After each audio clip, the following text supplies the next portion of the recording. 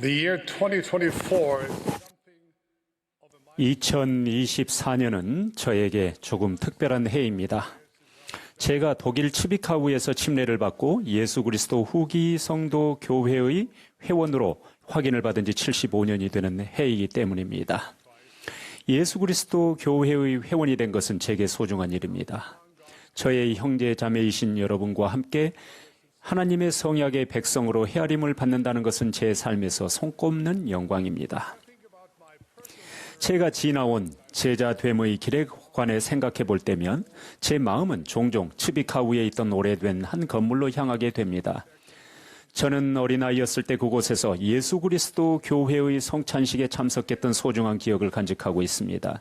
제 간증의 싹은 바로 그곳에서 처음으로 자양분을 얻었습니다. 이 예배당에는 오래된 풍금이 하나 있었습니다. 매주 일요일이면 오르간 소리를 내기 위해 단단한 지렛대를 위아래로 눌러 풀물을 작동시킬 청남이 한 명씩 지명되곤 했습니다. 때때로 저는 이 중요한 임무를 도울 특권을 가졌습니다. 회중이 사랑스러운 찬송가를 부르는 동안 저는 오르간에 바람이 모자라지 않도록 있는 힘을 다해 펌프질을 했습니다. 풀무 담당자 자리에 앉아 있으면 아름다운 스테인드 글라스 창문이 잘 보였습니다. 그중 하나는 구주 예수 그리스도의 모습을, 또 다른 하나는 성스러운 숲에 있는 조셉 스미스를 담아내고 있었습니다. 성도들의 간증을 듣고 시온의 찬송가를 부르는 동안 햇빛에 반짝이는 창문들을 바라볼 때 마음에 스며들었던 성스러운 느낌들이 아직도 생생합니다. 그 거룩한 곳에서 하나님의 영이 제 생각과 마음에 증거해 주시기를 곧 예수 그리스도께서 세상의 구주시라는 것, 이 교회는 그분의 교회라는 것, 선지자 조셉 스미스는 하나님 아버지와 예수 그리스도를 보았으며 그분들의 음성을 들었다는 것을 알려주셨습니다. 저는 올해 초에 유럽에서 임무를 수행하는 동안 츠비카우에 다시 방문할 수 있는 기회를 가졌습니다. 슬프게도 그 사랑스러운 옛 예배당은 이제 그곳에 없습니다. 큰 아파트 건물 부지를 확보하기 위해 오래전에 철거되었기 때문입니다. 어릴 적부터 애착을 가졌던 이 건물이 이제는 추억으로만 남아있게 되어 무척 슬픕니다. 저에게는 성스러운 건물이었습니다. 하지만 그것은 건물에 불과했습니다. 반대로 그 옛 시절의 성신으로부터 얻은 영적 증거는 사라지지 않았습니다. 오히려 그 증거는 더욱 강하게 자라났습니다. 소년 시절에 제가 배웠던 예수 그리스도의 복음의 기본 원리들은 평생 동안 제게 단단한 기초가 되어주었습니다. 츠비카우 예배당이 철거되고 스테인드 글라스 창문이 소실된 후 여러 해가 지난 지금까지도 제가 하나님 아버지 그리고 그분의 사랑하는 아들과 구축한 성약 관계는 제게 남아 있습니다. 예수께서는 이렇게 말씀하셨습니다. 천지는 없어질지언정 내 말은 없어지지 아니하리라. 산들이 떠나며 언덕들은 옮겨질지라도 나의 자비는 내게서 떠나지 아니하며 나의 화평의 언약은 흔들리지 아니하리라. 여호와께서 말씀하셨느니라.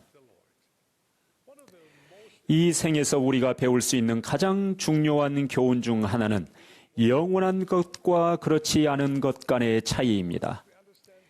이 차이를 이해하고 나면 모든 것이 바뀝니다. 사람들과의 관계, 우리가 하는 선택, 사람들을 대하는 방식 등도 그렇습니다.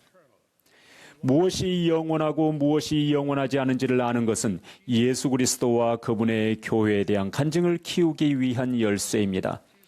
선지자 조셉 스미스가 가르쳤듯이 예수 그리스도의 회복된 복음은 모든 진리를 받아들입니다. 그러나 모든 진리의 가치가 동등하다는 말은 아닙니다. 핵심적이고 필수적이며 우리 신앙의 뿌리가 되는 진리들이 있습니다. 부속적이거나 가지가 되는 진리들도 있습니다. 이 또한 귀중하지만 근본적인 진리와 연계될 때에만 가치를 지닙니다. 선지자 조셉은 이런 말도 했습니다. 우리 종교의 기본 원리는 예수 그리스도에 대한 사도들과 선지자들의 간증, 즉 그분은 돌아가셨고 매장되셨으며 사흘 만에 부활하셔서 승천하셨다는 데 있습니다. 우리 종교에 관한 다른 모든 것은 단지 그것에 부속되어 있을 뿐입니다.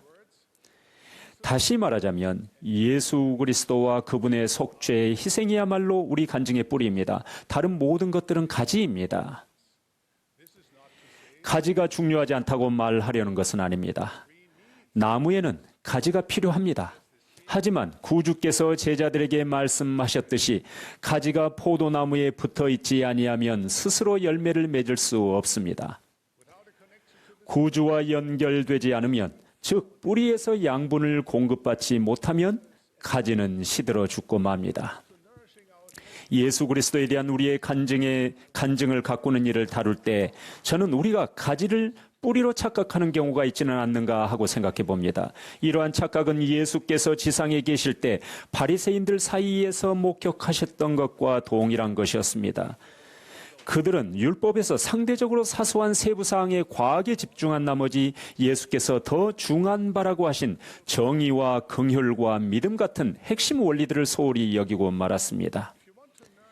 나무를 가꿀 때는 가지에 물을 흩뿌리지 않습니다. 뿌리에 물을 주지요. 마찬가지로 우리의 간증이 자라나 열매를 맺게 하고 싶다면 뿌리를 가꾸어야 합니다.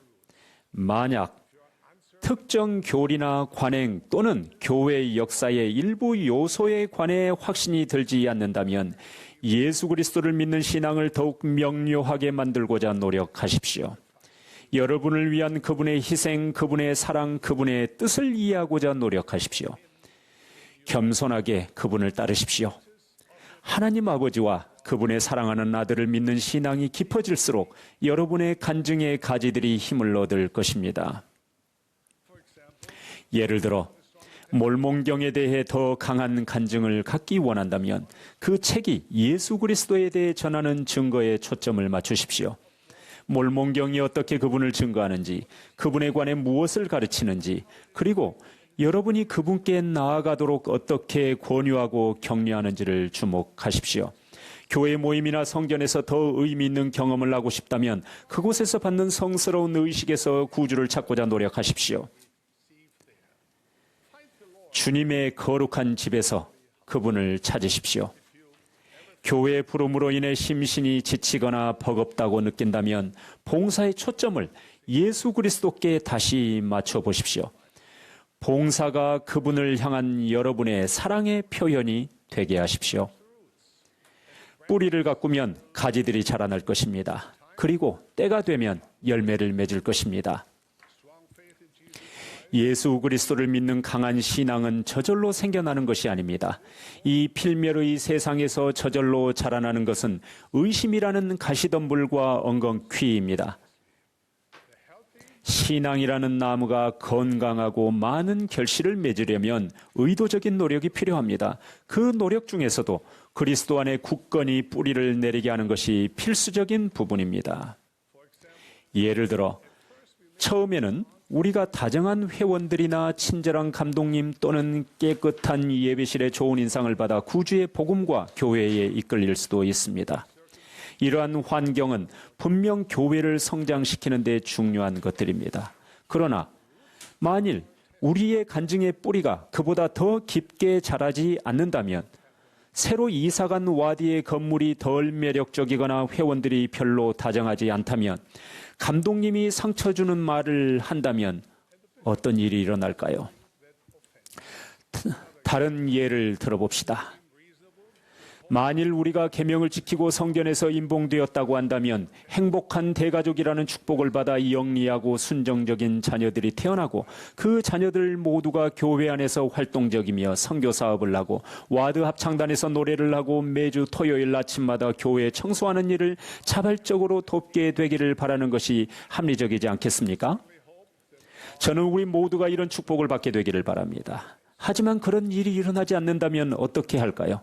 우리는 어떤 환경에 처하든 구주와 그분의 시간을 신뢰하는 가운데 그분과 가까이 머물게 될까요?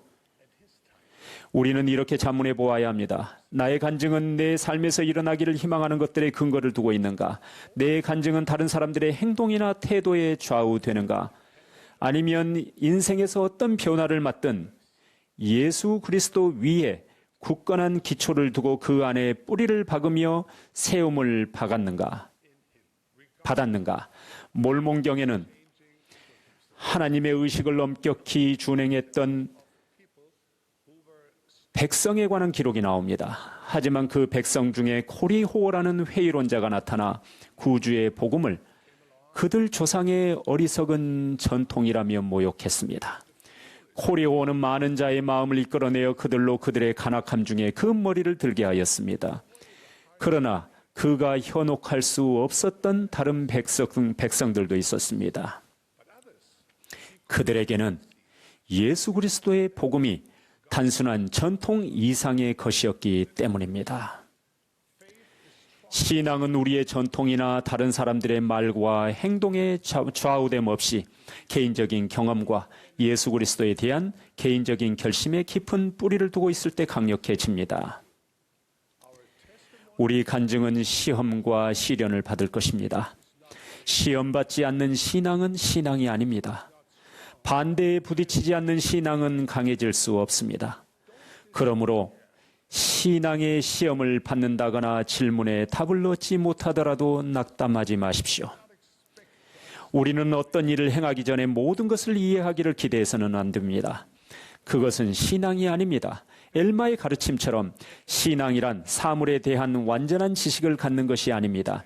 만일 우리가 가진 모든 질문에 대한 답을 얻을 때까지 기다린다면 우리가 이루어낼 수 있는 선한 일들이 심각하게 제한될 것이며 신앙의 힘도 제한될 것입니다. 신앙은 축복이 희망한 대로 주어지지 않는 때에도 지속되기에 아름다운 것입니다. 우리가 미래를 볼 수 없고 모든 답을 알 수는 없지만 예수 그리스도를 신뢰하면서 계속해서 앞을 향해 또 위를 향해 나아갈 수 있습니다. 그분은 우리의 구주이자 구속주이시기 때문입니다.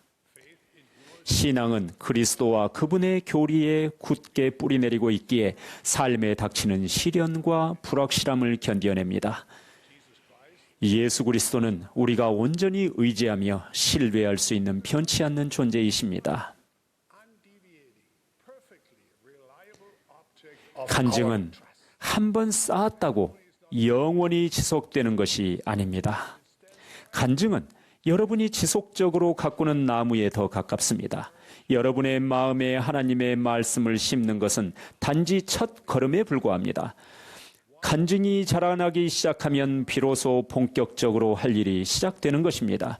그때야말로 여러분이 크게 주의하여 이를 가꾸어 그것으로 뿌리를 얻게 하고 그리하여 그것이 자라서 열매를 맺게 할 때입니다.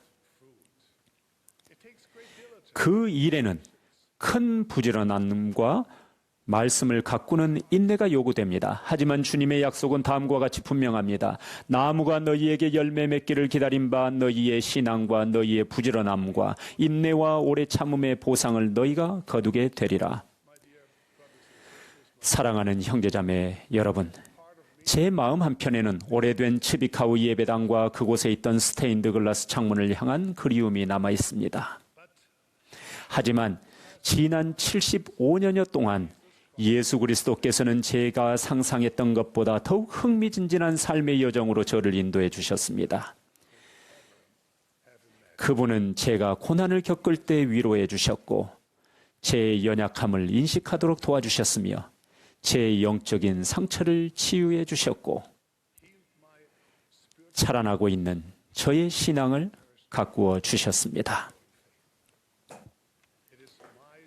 우리가 구주와 그분의 교리와 그분의 교회를 믿는 신앙의 뿌리를 꾸준히 가꾸게 되기를 진심으로 기도하고 또 축복합니다. 예수 그리스도의 이름으로 말씀드립니다. 아멘.